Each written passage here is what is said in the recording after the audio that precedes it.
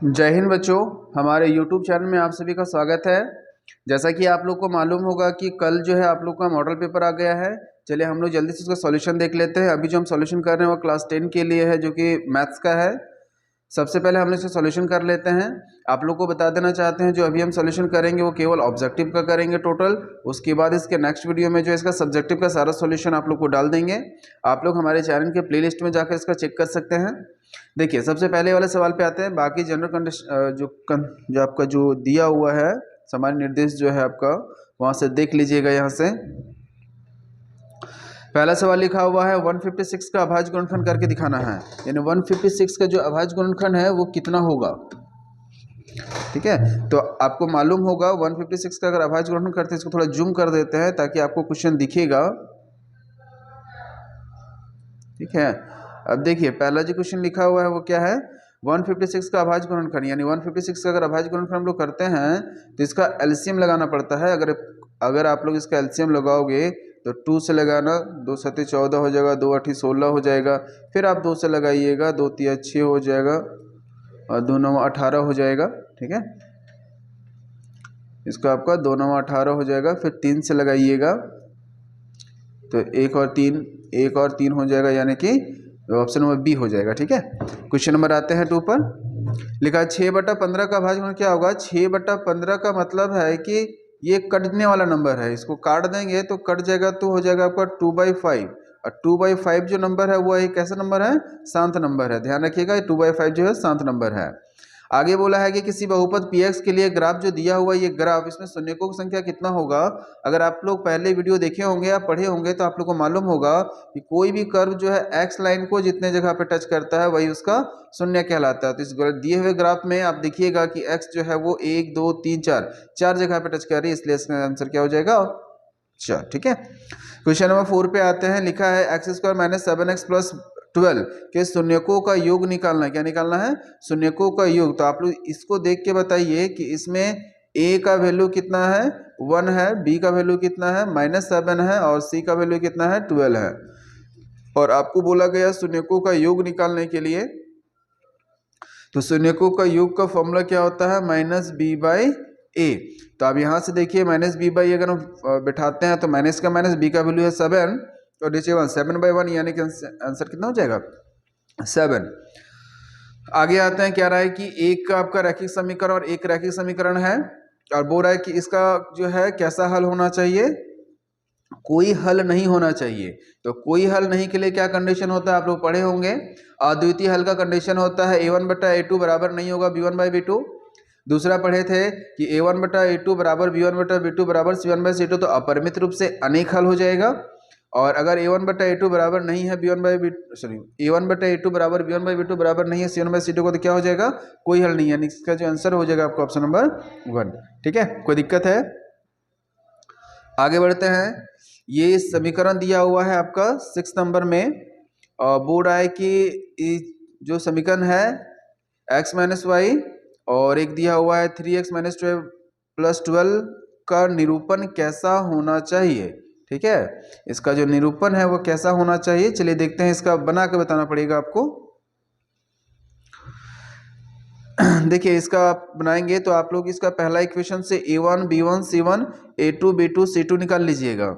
तो आप इसको देखिएगा तो यहाँ पे a1 का वैल्यू 1 है, b1 का वैल्यू -1 है, c1 का वैल्यू 9 है। और यहाँ पे देखेंगे तो a1 वैल्यू 3 है, b1 का वैल्यू -2 है, और c1 का वैल्यू 12 है। तो अगर आप बैठाइएगा तो a1/a2, यानी कि इसका अगर बैठाते हैं आप तो 1/3, और यहाँ हो जाएगा आपका -1 हो जाएगा, -1/-2, और इधर हो जाएगा आपका 9/12। तो आप देखिएगा कट जाएगा, तो a1/a2 और b1/b2 बराबर नहीं हो रहा है, यानी कि इसका आंसर क्या होगा, प्रतिच्छेदी हल होगा। ठीक है, आगे बढ़ते हैं। लिखा है समीकरण युग्म ये जो दिया हुआ है 2x + y = 6 और 5x - y = 1 का हल कैसा होगा। आप लोग इसका हल प्रतिस्थापन से या विलोपन से, दोनों तरीके से निकाल के बताइएगा। इसका जो आंसर होना चाहिए वो जगह आपका ऑप्शन नंबर बी। आप लोग विलोपन विधि से सॉल्व करके देख लीजिए। आप लोग के बुक में 3 तरीका बताया गया, आपको जो भी तरीका अच्छा लगता है आप उससे जो है इसका इस्तेमाल कर सकते हैं, और आप लोग इसका बना लीजिएगा। ठीक है, आगे बढ़ते हैं। क्या रहा है कि क्वेश्चन नंबर 9 में निम्नलिखित में से कौन जो है द्विघात समीकरण है। तो आप देखिए द्विघात समीकरण कौन है, तो इसमें देखेंगे फर्स्ट ऑप्शन में x-3 का होल स्क्वायर दिया है, तो इधर हम लोग सॉल्व करेंगे तो एक्स स्क्वायर इधर भी आएगा और इधर भी एक्स स्क्वायर पहले से है, दोनों एक्स स्क्वायर कट जाएगा, यानी द्विघात समीकरण ये पॉसिबल नहीं है। दूसरा बात करते हैं, तो a-b का होल स्क्वायर दिया हुआ है और यहाँ पे एक्स स्क्वायर पहले से है, सेम कंडीशन यहाँ भी a+b का होल स्क्वायर लगाएंगे तो एक्स स्क्वायर कट जाएगा, ये भी नहीं होगा। यहाँ पे देखते हैं तो ये दोनों तरफ देखिए एक्स स्क्वायर नहीं बनेगा, अगर इसको हम सॉल्व करेंगे इधर एक तरफ एक्स स्क्वायर आएगा, इधर एक तरफ नहीं आएगा, इसका मतलब है कि इसका आंसर जो है यही बन जाएगा, यानी एक्स स्क्वायर कटेगा नहीं। आगे लिखा हुआ है द्विघात समीकरण ये जो दिया हुआ है इसमें मूलों की प्रकृति बताना। तो मूलों की प्रकृति बताने के लिए आपको सबसे पहले डी निकालना पड़ेगा, और डी जिस तरह से होगा उसी हिसाब से हम लोग मूल की प्रकृति ज्ञात करते हैं। तो डी निकालने का फॉर्मूला होता है b² - 4ac। क्या होता है? b² - 4ac। तो हम लोग अगर देखते हैं तो देखिए b का वैल्यू यहाँ पे अगर चेक करेंगे तो 7 है, 7 का स्क्वायर हो जाएगा 49 और -4 इंटू a इंटू सी, तो -4 अगर करते हैं तो 4 हो जाएगा इंटू a हो जाएगा इंटू सी हो जाएगा, c का वैल्यू हो जाएगा 6। तो आप देखेंगे तो 49 और ये आपका हो जाएगा 9 × 36, तो अगर माइनस कीजिएगा तो ये आपका कितना हो जाएगा 12, ये जो 12 निकलेगा 13 निकलेगा, तो ये जो 13 निकलेगा बताइए 0 से ज़्यादा है, तो आपको बताया गया होगा 3 कंडीशन में, अगर d का वैल्यू आता है 0 तो मूल वास्तविक और समान होता है, अगर बड़ा आता है तो वास्तविक और असमान होता है, छोटा आता है तो कोई हल नहीं होगा। यहाँ देखिए बड़ा आया हुआ है, यानी कि इसका क्या होना चाहिए? वास्तविक और असमान, यानी ऑप्शन नंबर बी लिखा है। द्विघात समीकरण इसमें से मूल अगर समान है तो k का वैल्यू निकालिए। सेम कंडीशन है, इसमें मूल क्या बोला है? समान है, तो मूल समान है इसका मतलब क्या है? अगर मूल बोला है कि समान है इसका मतलब है कि d का वैल्यू क्या होना चाहिए? 0 होना चाहिए। चलिए ठीक है, मूल समान से d का वैल्यू 0 कर दे, ध्यान रखिएगा हमेशा। बोला है मूल समान यानी d का वैल्यू 0 हो गया, तो अगर मूल समान हो जाएगा तो d का वैल्यू 0, यानी कि इसमें हम लोग फॉर्मूला बैठा देंगे b² -4ac इक्वल टू हो जाएगा आपका 0। तो यहाँ b का वैल्यू जो है देखिएगा -4 है, 4 का स्क्वायर हो जाएगा 16 -4 गुना a गुना c, तो a गुना c करेंगे तो 1 इंटू k हो जाएगा इक्वल टू हो जाएगा 0, यानी कि ये 16 का 16 रह जाएगा और ये हो जाएगा -4k। तो इसको आप सॉल्व कीजिएगा, देखिए इसको सॉल्व करने के लिए -16 को उधर भेज देंगे या तो 4k को उधर भेज देंगे, यानी 16 बराबर 4k हो जाएगा, उधर से आ जाएगा 4 × 16, यानी कितना आंसर हो जाएगा? ऑप्शन नंबर सी, यानी कि 4। ठीक है, अब आगे देखिए क्वेश्चन नंबर 12 में बोल रहा है कि एक एपी दिया हुआ है, इसका सारवंत निकाला। सारवंत निकालने हम लोग क्या करते हैं कि एक टर्म आगे वाले से पीछे वाले का माइनस करते हैं, यानी a2 - a1 करते हैं। इसमें हम देखेंगे तो यहाँ हो जाएगा 21 घटा 24, तो 21 घटा 24 करेंगे कितना आ जाएगा? तो 21 में 24 तो जाएगा नहीं, 24 में से 21 जगह बचेगा 3, तो 3 जाएगा माइनस में। ठीक है, यानी ऑप्शन नंबर डी। आगे देखिए क्वेश्चन नंबर 13 में बोल रहा है एक एपी का सीरीज दिया, इसका 10वां पद निकालना है। तो देखिए इस एपी के सीरीज को देखकर आप बताइए ए का वैल्यू कितना है? 2 हो जाएगा, डी का वैल्यू कितना होगा? तो 7 में से 2 घटाएंगे तो 5 हो जाएगा, और आपको निकालना कितना टर्म है? a10 निकालना है। तो आपको मालूम होगा a10 निकालने के लिए a प्लस क्या करते हैं? 9d करते हैं, आप लोग शायद पढ़े भी होंगे। तो a + 90, a का वैल्यू हो गया 2 और ये हो जाएगा 9 × 5, तो 9 × 5 = 45 और 46 × 47 47। तो इसका आंसर क्या हो जाएगा आपका? Option number B. आगे देखते हैं समरूप त्रिभुज के संगत कोण क्या होते हैं। तो याद रखिएगा समरूप त्रिभुज का जो संगत कोण होता है वो बराबर होता है, लेकिन संगत भुजाएं जो होती है समानुपातिक होती है। तो यहाँ पे क्या हो जाएगा? बराबर। ठीक है, हमेशा ध्यान रखिएगा समरूप त्रिभुज के जो संगत कोण होते हैं वो संगत कोण बराबर होते हैं, लेकिन भुजाएं समानुपातिक होती है। ठीक है, आगे बढ़ते हैं। क्वेश्चन 15 में लिखा है कि ABCD में अगर ये दोनों पैरेलल है, देखिए BC और ED जो है वो पैरेलल है, और यहाँ पे दिया हुआ है BD जो है, BD का वैल्यू B और D का वैल्यू दिया 7.2, AE का वैल्यू दिया है 1, यानी ये दिया हुआ है, ये दिया हुआ है और ये भी दिया हुआ है। तुमसे पूछा गया है कि AD का वैल्यू क्या होगा। तो आप लोग पढ़े होंगे कि इसका जो आंसर आप लोग इस तरह से निकालते हैं, बनाने का तो स्पेस नहीं है इसलिए हम आपको समझा देते हैं, आप लोग बना लीजिएगा। आप लोग मालूम मैथ हेल्थ में पढ़े हैं कि AD/BD, तो AD/BD इक्वल टू होना चाहिए AE, यानी कि AE/CE। तो आप लोग इसको चेक कीजिएगा, देखिए इसमें सारी चीज़ें दिया हुआ है, ये नहीं दिया हुआ है, बाकी चीज़ें जो तीनों है वो दिया हुआ था, आप लोग बैठा के क्रॉस इंटू करके निकाल लीजिएगा, और ऐसे आप निकालना चाहो तो निकाल कर बताइएगा कितना आंसर होगा, लेकिन इसका आंसर होना चाहिए 2.4। तो आशा आप लोग कर लोगे। क्वेश्चन नंबर 16 जो है आप लोग का, जब हम पेज करवा रहे थे, अभी भी यूट्यूब पर वो बना हुआ है वीडियो, आप जाकर चेक कीजिएगा, ये जरूर समझ में आ जाएगा। यहाँ बोला है कि एक त्रिभुज है ABCD जो है त्रिभुज है, जिसका AB दिया हुआ है 6√3 और AC दिया हुआ है 12 और BC दिया है, तो कह रहा है B कोण कितना होगा। तो देखिए इसका अगर आप लोग बनाओगे तो आपको सबसे पहले ऐसा एक त्रिभुज बनाना पड़ेगा, इसमें कंडीशन दे दीजिए आप लोग। तो कंडीशन हम क्या करते हैं, इसको 12 दे देते हैं, इसको AC ले लेते हैं A और C, और इसको ले लेते हैं B। तो AC दिया हुआ है यहाँ पे 12, ये दिया हुआ आपका 6√3 और ये दिया हुआ है आपका 6।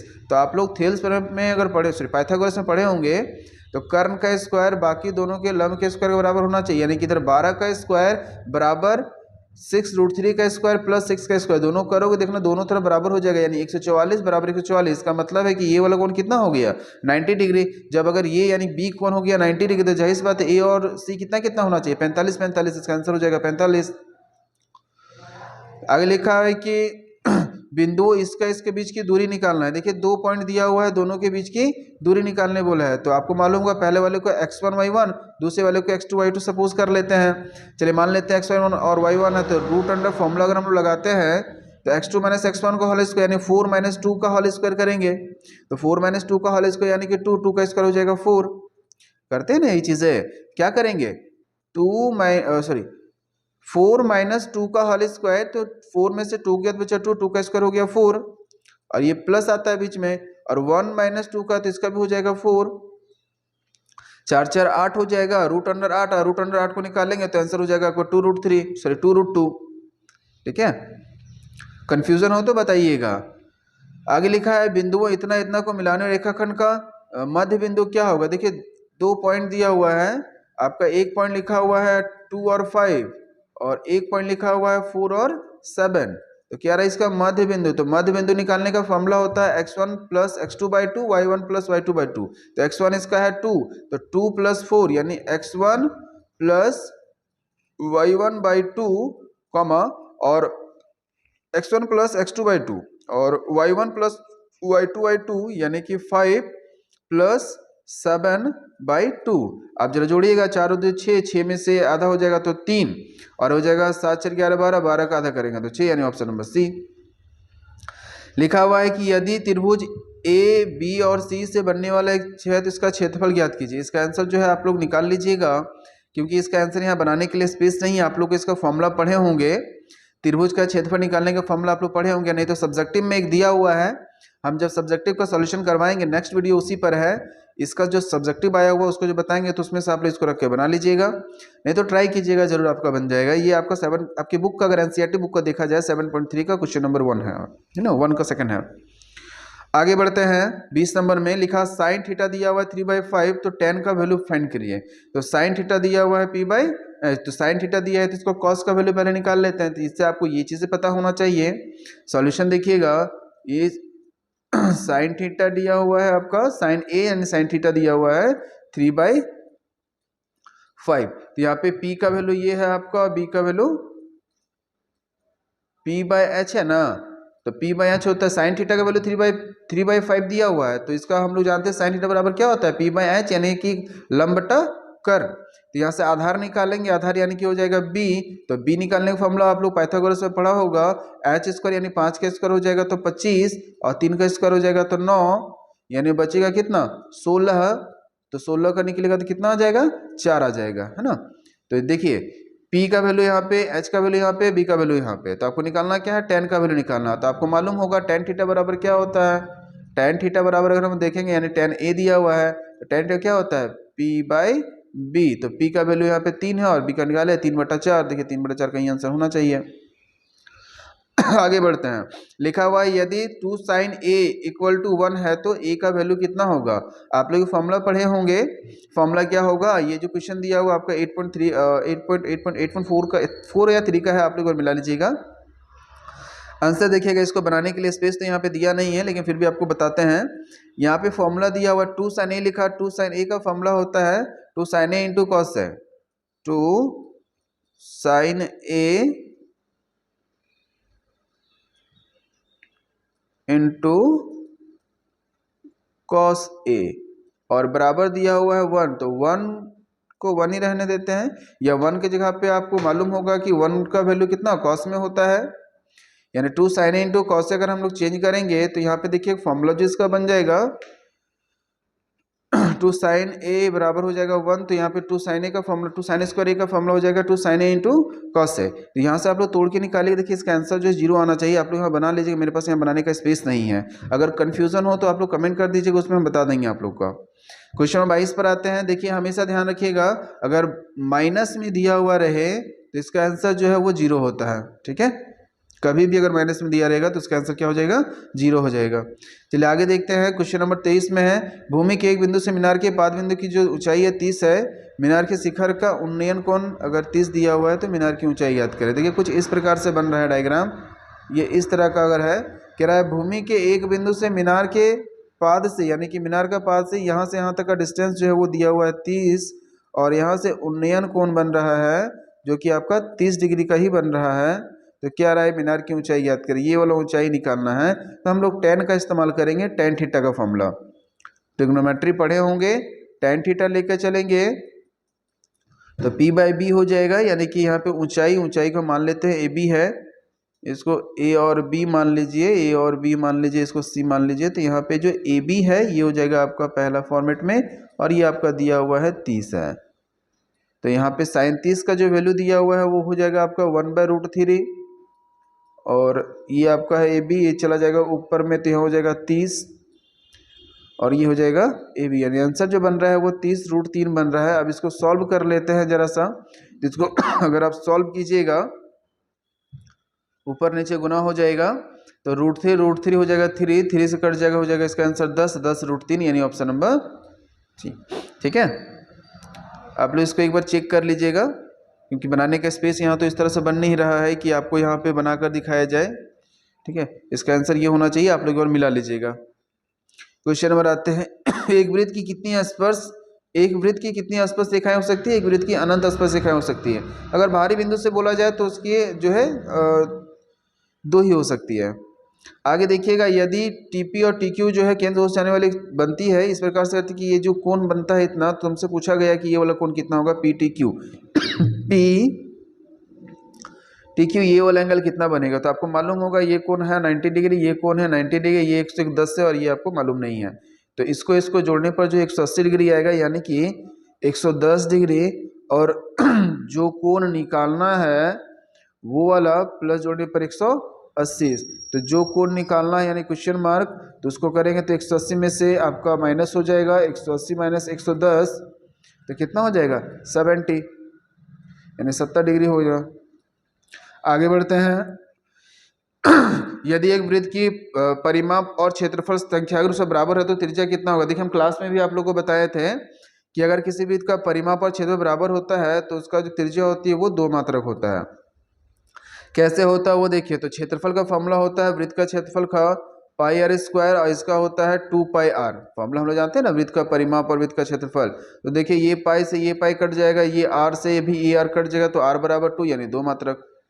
चलिए आगे आते हैं। एक घोड़ा जो है 7 मीटर लंबे रस्सी से एक घास के मैदान में बंधा हुआ, उस भाग का क्षेत्रफल क्या, जहाँ घोड़ा घास चर सकता है। देखिए घास चर सकता है तो यहाँ पे जो मैदान है वो घनाभ के आकार का है, तो इसका जो थीटा हो जाएगा आपका 90 डिग्री, ठीक है, 90 डिग्री बनेगा। और यहाँ पे त्रिज्या जो है उसकी रस्सी की ही लंबाई हो जाएगा। तो रस्सी की लंबाई कितना दिया हुआ है, रस्सी की लंबाई आप देखिए, 1 मिनट कहाँ चले गए, हाँ, रस्सी की जो लंबाई है वो दिया हुआ है 7 सेंटीमीटर। तो इसके घास चरने वाले भाग का क्षेत्रफल, यानी कुछ इस जगह डायग्राम में लिए आप इस तरह से समझिएगा, इस तरह से एक मैदान है और यहाँ से एक रस्सी बंधी हुई है और ये घास चर रहा है, तो जाहिर सी बात इसका जो एंगल बनेगा वो 90 हो गया, और त्रिज्या जो रस्सी की लंबाई हो जाएगा। तो इसका फॉर्मूला हम लोग जानते हैं, घास चरने वाले भाग का क्षेत्रफल, तो θ/360 πr²। तो आप लोग यहाँ से पाई का वैल्यू इसका वैल्यू बटा कर निकाल लीजिएगा। उम्मीद करते हैं कि आप लोग बना लोगे, है ना। चलिए आगे बताते हैं, अगला क्वेश्चन फिर आते हैं। देखिए अगला क्वेश्चन में क्या बोला, सबसे बड़ी बांस की लंबाई ज्ञात की जिसको 12, 9 और 8 समझ कमरे में रखा गया है। मतलब कि एक कमरा है जिसकी लंबाई 12 दिया हुआ है, चौड़ाई दिया हुआ है 9 और ऊंचाई दिया हुआ है 8। तो क्या रहा है इसका कितने लंबाई वाले बांसों को रखा जा सकता है। देखिए इसका सिंपल सा फॉर्मूला है, आप रूट अंडर कीजिएगा और रूट अंडर करने के बाद देखिए ऊपर बना देते हैं, सबसे पहले रूट अंडर डालिएगा, उसके बाद जो भी दिया हुआ है सबका स्क्वायर कर दीजिए। तो 12 का स्क्वायर हो जाएगा आपका 144, उसके बाद 9 का स्क्वायर हो जाएगा 81, उसके 8 का स्क्वायर हो जाएगा 64। देखिए सबसे लंबाई पूछे जाए, सिंपल सा कुछ भी नहीं करना है, रूट में डालिए और तीनों को डाल दीजिए, तो सबको जोड़िएगा तो आएगा आपका 144 275 के आसपास आएगा, यानी कि 17 का वर्ग बुलाना चाहिए। ठीक है ना, जोड़ना देखिए जो भी आएगा उसको रूट से निकालिएगा तो 17 आएगा। लिखा उच्च वर्ग सीमा एवं संचय बारंबारता के बीच खींचे गए आरेख को डैश कहा जाता है। तो ध्यान रखिएगा, उच्च सीमा और संचय बारंबारता के बीच खींचे गए आरेख को त्वरण कहा जाता है, लेकिन ऑप्शन में ऐसा दिया नहीं है, से कम प्रकार का त्वरण से अधिक प्रकार का त्वरण बोला जा रहा है, लेकिन उसे त्वरण कहा जाता है। लेकिन क्वेश्चन में देखिएगा कि क्वेश्चन केवल यहाँ से आना चाहिए था, वर्ग सीमा और संचय बारंबारता के बीच खींचे गए आरेख को त्वरण कहा जाता है, लेकिन देखिए यहाँ पे उच्च लगाया है, तो उच्च लगाया इसलिए हो जाएगा से अधिक प्रकार का त्वरण। ठीक है, आगे बढ़ते हैं। निम्नलिखित में से कौन सी संख्या किसी घटना की प्रायिकता नहीं है। याद रखिएगा, आप लोग को हम बताए भी थे, किसी घटना की प्रायिकता होना यानी कि प्रायिकता जो है वो 0 से लेकर 1 के बीच में ही होता है, उससे ज़्यादा संभव नहीं है। तो आप देखिए चारों ऑप्शन में 0 से कम है, ये परसेंटेज में ये भी कम हो जाएगा, ये भी कम होगा, लेकिन ये जो ऑप्शन नंबर बी है वो 1.5 यानी ज़्यादा, यानी कि ये वाला आंसर नहीं होगा जो संभावना में। तो ये आपका 30 सवाल का हम बता दिए हैं, बाकी इसका सब्जेक्टिव का जल्दी ही इसका वीडियो डाल देंगे। तब तक के लिए जय हिंद, फिर नेक्स्ट वीडियो में मिलते हैं।